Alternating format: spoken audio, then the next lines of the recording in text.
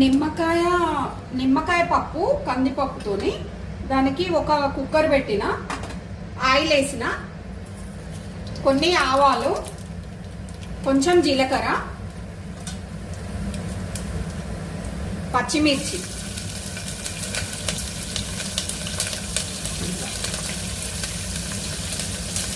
ఎండుమిర్చి, ఆనియన్, అల్లం వెల్లిపాయ పేస్ట్, పసుపు వేసుకోవాలి. వాటర్ పోసి కందిపప్పు మనం ఒకటికి 3 పోసుకుంటే సరిపోతుంది వాటర్. సాల్ట్,